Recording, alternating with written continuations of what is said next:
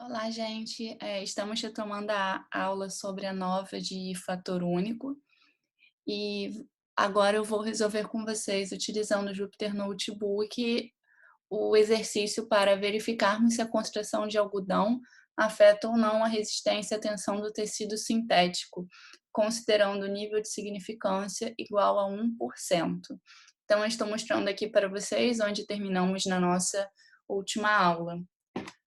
É importante comentar que esse exemplo foi retirado do livro Planejamento de Experimentos usando Estatística, da Verônica e do Douglas, da editora ePapers. Vamos lá, então. Primeiramente, aqui os dados que estavam lá no slide, eu passei aqui para uma planilha em Excel, e eles estão organizados desta forma, tá? Então, comp representa a composição de algodão no tecido sintético. Então, 15, 20, 25, 30 e 35. E aqui estão as réplicas, tá? E os valores das resistências medidas. A primeira coisa que vamos fazer é fazer a importação desses dados, tá bom? Então, eu vou importar primeiro as bibliotecas em Python. Import NumPy SNP. Import pandas para fazer a importação dos dados. SPD. Import matplotlib.pyplot splt. Agora eu vou pegar os dados do Excel e vou armazená-los num data frame chamado dados.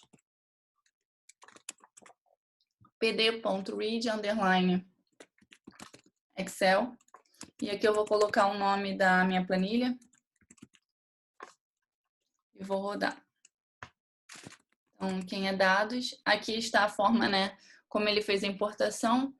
Essa célula aqui ficou not a number porque ela estava mesclada, tá? Então, essa primeira linha aqui, na verdade, a gente vai precisar eliminar do nosso data frame.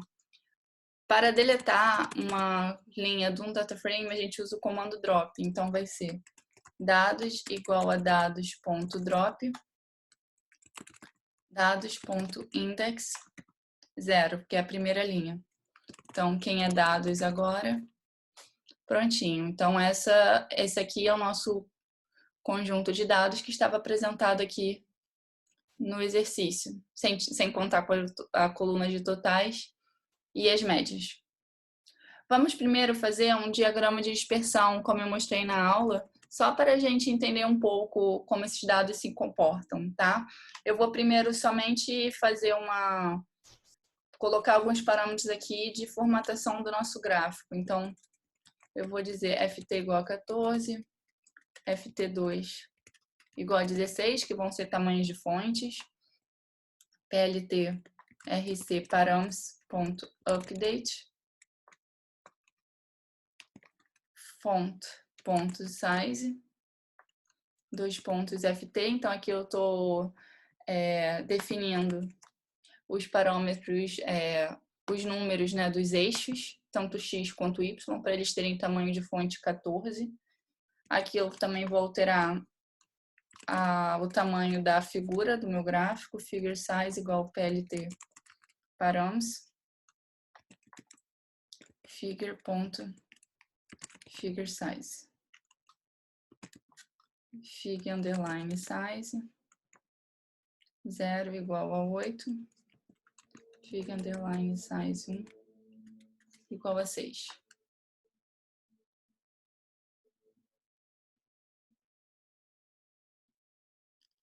Ele deu um erro aqui.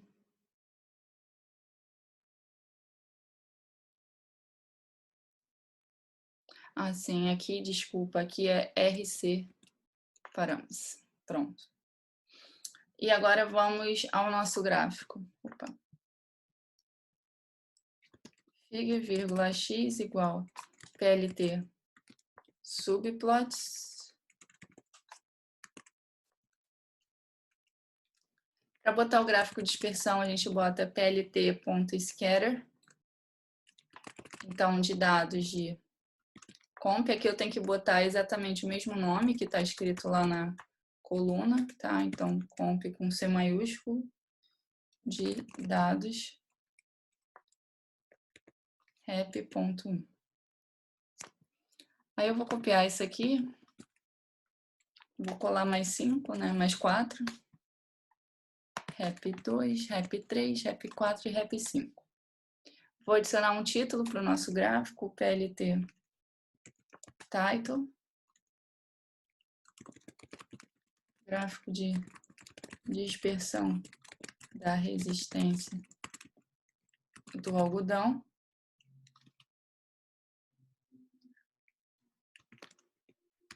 Font size igual ft2. Então, ele já está assim, nosso gráfico. Vamos adicionar também um título para o eixo X, X-Label, concentração em porcentagem, font size igual ft. Vou copiar e vou fazer semelhante para o eixo Y, resistência, font size ft, e vou colocar um grid nesse gráfico, então AX grid line style igual linha pontilhada, line width igual a 0.5, vírgula color igual a light gray.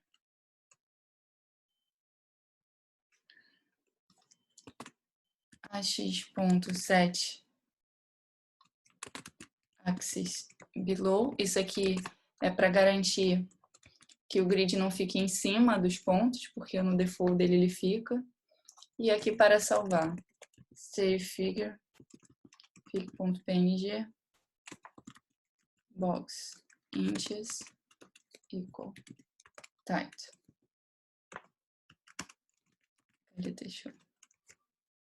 Prontinho, este é o nosso gráfico de dispersão da resistência do algodão. Então, esse gráfico ele mostra bem a tendência da resistência passar por um máximo nessa região de 30% de concentração. Bom, se a gente voltar aqui e analisar quem é o nosso data frame dados, né? Se eu escrever dados columns da primeira coluna, ou seja, de rep 1 até o final, eu obtenho o nome das minhas colunas, tá? E se eu fizer a média, por exemplo, eu quero, para a gente fazer, na verdade, aqui, né?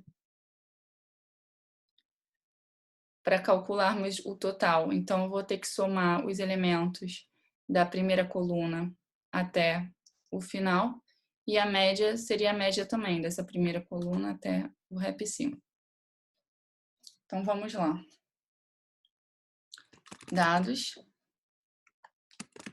Dados.columns, da coluna 1 até o final,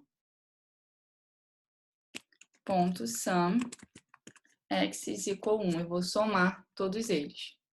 Então, aqui ele está indicando, se a gente for testar para ver se é isso mesmo, então 7 mais 7 mais 15 mais 11 mais 9 dá 49. Então, está certo. Aqui é a nossa conta. Aí eu vou criar uma nova coluna chamada totais. Então, eu vou acrescentar aqui dados totais igual. E agora, se eu imprimir dados, ele já tem essa última coluna aqui com somatório, tá? Agora, para fazer a média. Eu quero a média dessas resistências aqui, medidas. Como é que eu faço? O raciocínio é similar. Então, dados columns. Agora, a coluna não vai até o final, ela vai até a coluna 5. Então, aqui é 0, 1, 2, 3, 4, 5. Mas, para incluir a 5, eu falo que ele vai de 1 a 6, tá? Ponto min, x igual a 1. Se eu não coloco x igual a 1, ele vai fazer por coluna e não por linha. Então, aqui me dá a média. Vamos acrescentar aqui uma nova coluna, dados, médias, recebe, e quem é dados, pronto. Então, aqui está o nosso data frame atualizado. Vamos somar os elementos das colunas totais, tá? Então, se eu vier e colocar aqui dados totais, eu imprimo todos os dados armazenados nesta coluna. E se eu quiser somá-los, eu vou copiar essa célula, CV, e eu boto NP sum totais. Aí ele soma. E eu posso fazer a mesma coisa com a média. Eu posso pegar a média das médias. NP min de dados médias.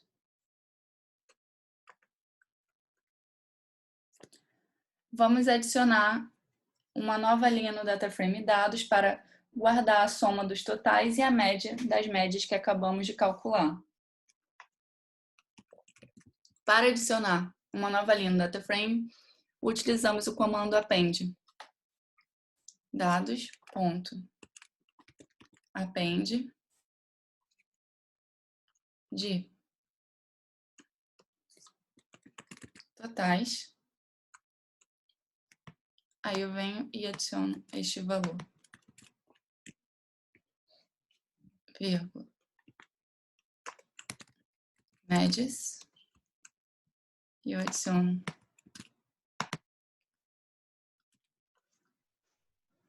bom, antes de fechar, a gente vem e coloca este comando aqui, ignore index equal true, porque senão ele não vai conseguir fazer a criação da nova linha.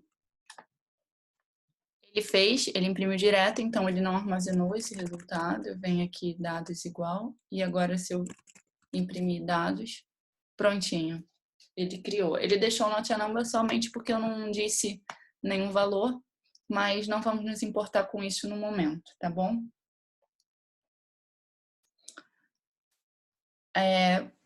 Para a nova, a gente vai fazer o cálculo aqui, primeiro, das somas quadráticas, tá? Então, aqui. Primeiro vamos calcular a soma quadrática dos tratamentos e depois a soma quadrática do erro. É essa conta aqui que eu vou fazer agora, tá? Vamos lá. Então, deixa eu escrever aqui. É o SQ de tratamentos. Tá, vamos lá. Para eu calcular o YTT, vai ser igual dados, médias, tá? Da linha de índice 5. Então, quem é o YTT? O YTT é a média das médias, tá bom?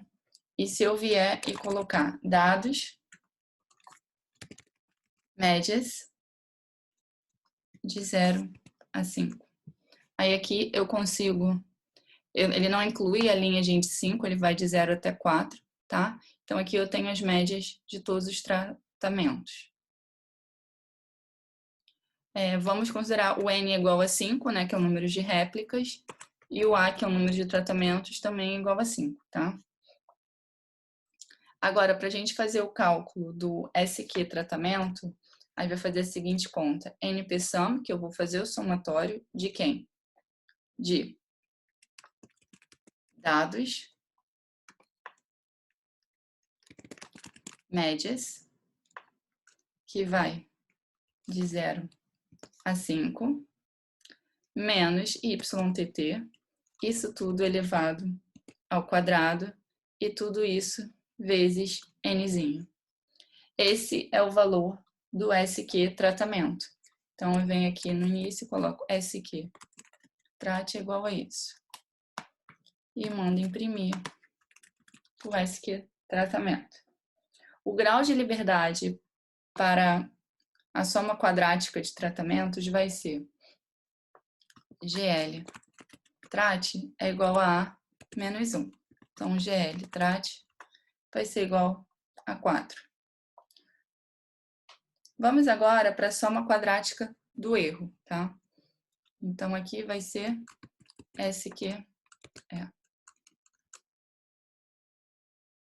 Se eu vier e colocar dados.loc de 0, de 1 a 6, a gente consegue imprimir todas as linhas de índice, a linha inteira de índice 0, da coluna 1 até a coluna 5, tá?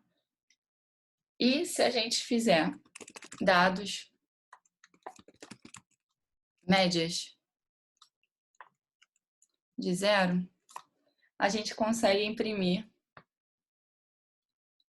a primeira média aqui, que está armazenada na linha de índice 0, tá?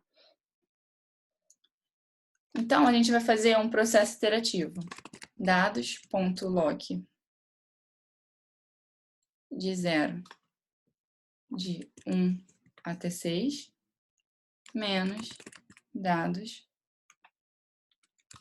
de médias de 0 elevado ao quadrado. Isso para a linha de índice 0.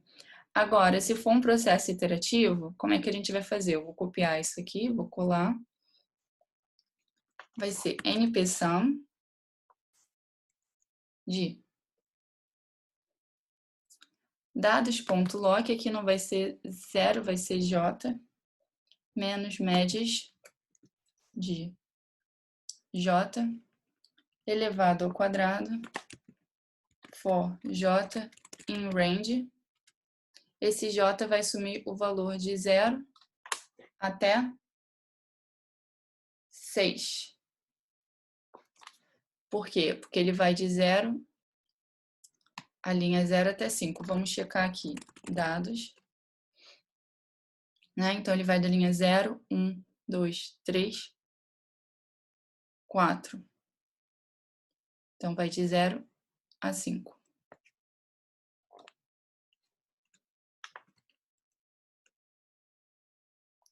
Prontinho. Isso aqui equivale ao valor SQE.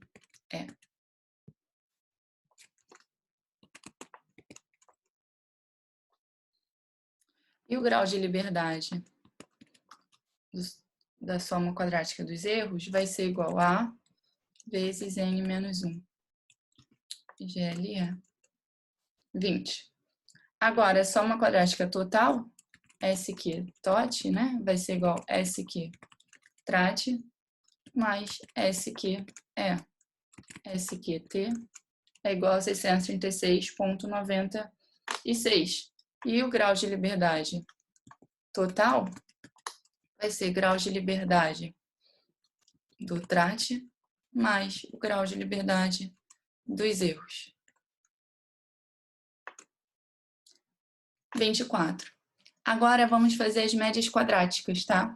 Então, a média quadrática do tratamento vai ser a soma quadrática do tratamento divididos pelo grau de liberdade do tratamento. Então, MQ trate vai ser igual a SQ trate divididos por GL trate.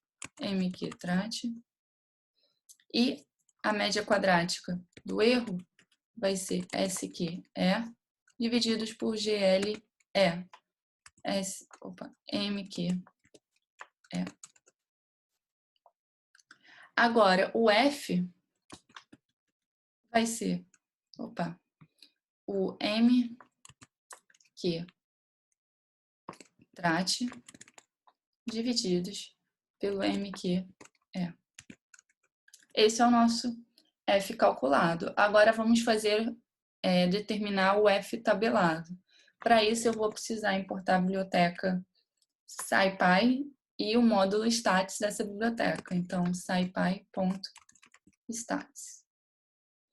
Considerando o nível de significância igual a 001. O cálculo de F vai ser scipy.stats.f.ppf. Se você não conhece essa função, se apertar o Shift e o Tab, aqui ele mostra a breve descrição de como faz o cálculo, tá? E ele, inclusive, fornece aqui mais informações sobre onde podemos pegar a documentação, tá? O primeiro argumento vai ser 1 menos alfa. O segundo argumento, dfn, vai ser o grau de liberdade do numerador. E o dfd vai ser o grau de liberdade do denominador, GLE. Então, a gente obteve um F tabelado de 4,43, tá? Então, se a gente voltar aqui no slide, o F calculado, ele está maior que o F tabelado. Então, isso significa que a hipótese nula, ela foi rejeitada. Ela não é verdadeira.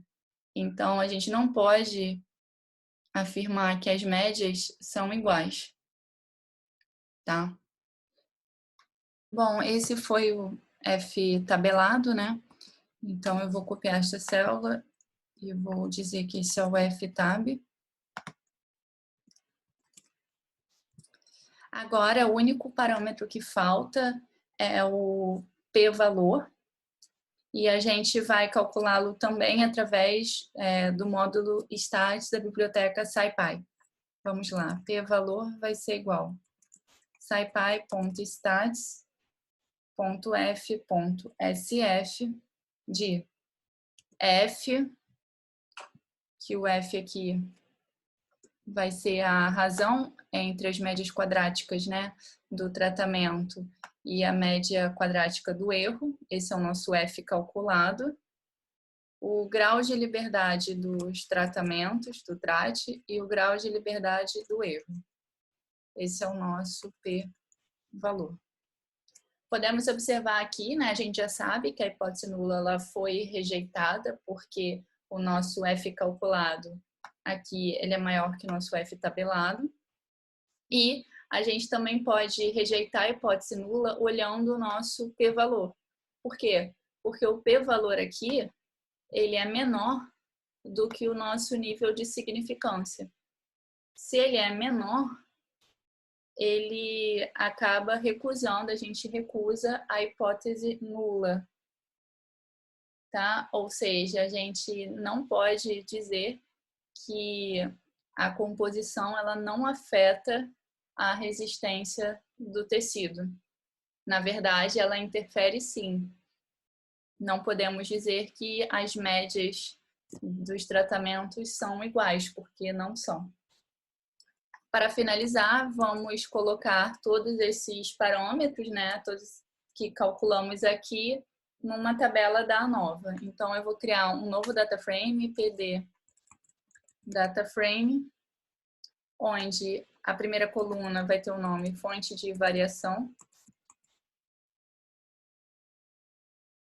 E ela vai receber a concentração de algodão, vai receber o erro, e vai receber o valor total. A outra coluna a gente vai colocar são os SQs, né? E então aqui vamos colocar o SQ trat, o SQ do erro e o SQ total. Vamos na terceira coluna aqui colocar os graus de liberdade. Então é GL trat, GL do erro e o GL total. Na quarta coluna vamos colocar as médias quadráticas, MQs. Então vai ser MQ trat, MQE como no data frame, né, precisamos preencher a mesma quantidade de elementos para cada coluna, então eu vou colocar aqui esse espaço vazio, tá? Só para ele não imprimir como not a number. Aqui vamos colocar o F, então vai ser o nosso F, e mais 2 espaços vazios. E a nossa última coluna, vamos botar o P valor, que vai ser o P valor e mais 2 espaços vazios. Então, aqui está a nossa tabelinha da ANOVA. Com este vídeo, eu mostrei o passo a passo, né, de como se faz a ANOVA de um único fator, conhecido em inglês como Single Factor ANOVA. Mas, assim, é importante saber como se constrói o passo a passo. Isso pode ser facilmente reproduzido em Excel também, ou em R, ou então também em MATLAB, depende do tipo de programa, né, que mais for conveniente para o usuário. O passo a passo vai ser sempre o mesmo. No próximo vídeo eu vou mostrar como se faz a ANOVA através de um procedimento automático, já utilizando a própria biblioteca SciPy. E aí a gente não precisa seguir todos esses passos aqui para chegar nessa tabela final da ANOVA. Somente reforçando como conclusão final, por conta do F calculado ele ser maior que o F tabelado e o P valor ser menor do que o alfa, a gente conclui que a concentração de algodão interfere sim na resistência do tecido, que as médias, né, dos tratamentos elas não são iguais. Até o próximo vídeo.